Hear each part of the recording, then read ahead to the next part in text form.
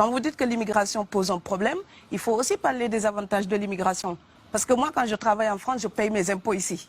Donc les étrangers qui sont là, il y a une partie qui peut travailler et envoyer au pays aidé.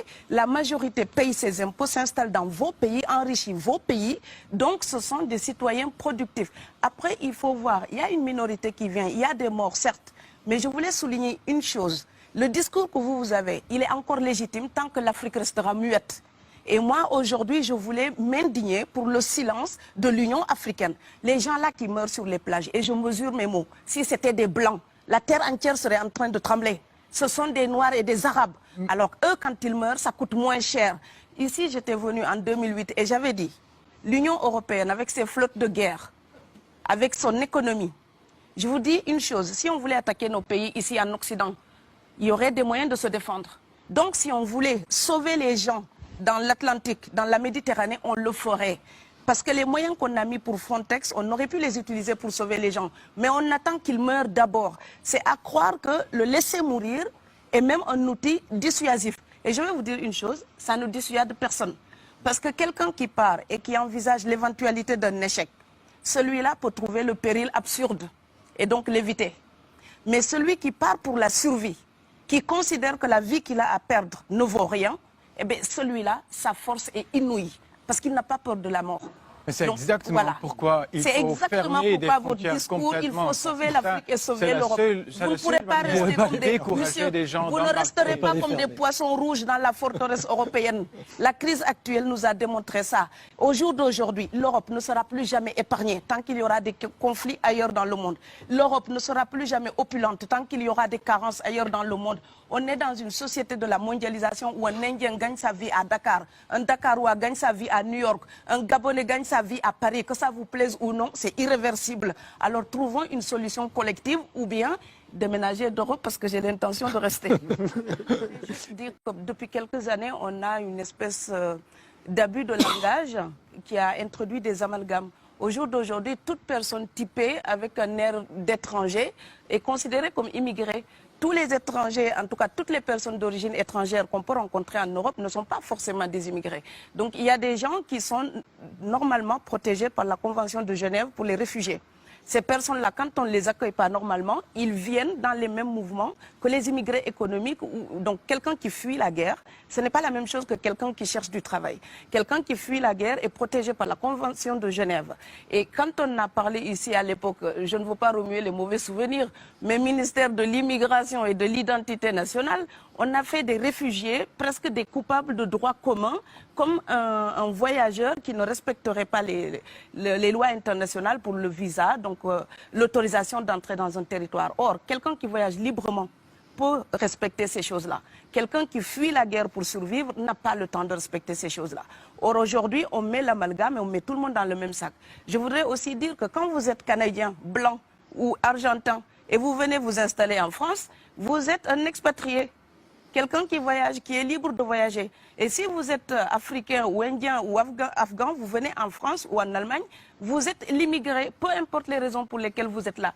Et donc cette représentation de l'autre, l'Europe doit corriger son regard si elle ne veut pas encourager la xénophobie. Parce que la représentation qu'on se fait de l'autre alimente ensuite le repli sur soi, le rejet. Donc voilà, voir quelqu'un qui est en règle, essayer de savoir d'où vient cette personne, pourquoi cette personne vient. Ça, les Européens ne se demandent même plus ça. Ils vous croisent, vous êtes étranger, vous avez l'air étranger, vous êtes venu pour la tarte à la crème. Non. Donc l'Europe doit se respecter davantage. On ne vient pas que chercher du pain. On peut venir aussi pour la liberté, pour la démocratie, pour la culture européenne. Donc l'Europe aussi nourrit un vrai mépris d'elle-même en pensant qu'il n'y a que l'alimentation qui amène les gens. Elle n'a que ça à proposer. Je pense qu'elle a plein d'autres choses à offrir. Des familles entières qui cotisent parfois pour faire partir quelqu'un, et ce n'est pas 1 000 €. Parfois, ça va entre 1 500 € et 7 000 €. Ouais, 10 000 depuis le Sénégal ou la Gambie ou la Guinée pour venir juste pas la misère. Quand quelqu'un part, c'est comme quelqu'un qui est élu, choisi, peut-être le plus débrouillard. Et il y a tout un clan ou toute une famille qui pose son espoir sur cette personne-là. Monsieur, là, je vous vois bien habillé, bien nourri. Si vous étiez affamé chez vous, peut-être que votre famille serait ravie d'imaginer que vous pourriez aller gagner de quoi faire vivre les autres. Donc c'est aussi une solidarité qui est en œuvre. On laisse partir quelqu'un, on compte sur lui. Vous allez me laisser terminer. Et Schengen, entre guillemets Schengen, ça me permet d'être invité aux Pays-Bas, monsieur, donner des conférences dans vos universités. Quand ils trouvent que mon cerveau est convenable, là, ils l'utilisent. Par contre, ils sont embêtés à l'idée d'avoir mon frère, qui n'est pas aussi diplômé que moi et qui pourrait avoir peut-être envie de travailler dans le bâtiment. Donc, vos pays deviennent schizophrènes. On ne peut pas trier les gens comme ça avec les étrangers utiles et les étrangers néfastes. Et la deuxième chose que je veux dire aussi, c'est que les Européens, là, on voit des Africains qui viennent, d'accord? Ce mouvement, ce déplacement de population, on le voit. Mais on ne voit pas le mouvement des Européens allant vers les autres pays. Alors celui-là, c'est le mouvement des puissants, ceux qui ont l'argent, ceux qui ont le bon passeport. Donc vous allez au Sénégal, vous allez au Mali, vous allez dans n'importe quel pays du monde, au Canada, aux États-Unis, partout où je vais, et je voyage tout le temps, je croise des Français, des Allemands, des Hollandais. Je les rencontre partout sur cette planète parce qu'ils ont le bon passeport. Donc, comme avec l'exotisme, l'Europe s'était arrogé le précepte unique, unilatéral, de l'exotisme. Les autres sont exotiques. Alors que pour quelqu'un de mon village, il n'y a rien de plus exotique que quelqu'un d'Amsterdam. Maintenant, pour l'étranger aussi, pour les voyages des temps modernes avec la mondialisation, quand les pauvres viennent vers vous, il y a des mouvements de foule qu'il faut bloquer. Mais quand vous, avec votre passeport et avec toutes les prétentions que cela donne, vous débarquez dans les pays du tiers-monde, là, vous êtes en terrain conquis. Donc, on voit les pauvres qui se déplacent, on ne voit pas les riches qui investissent dans nos pays. L'Afrique se développe en taux entre 5 et 10%. Ce n'est plus de la progression, c'est de la surchauffe.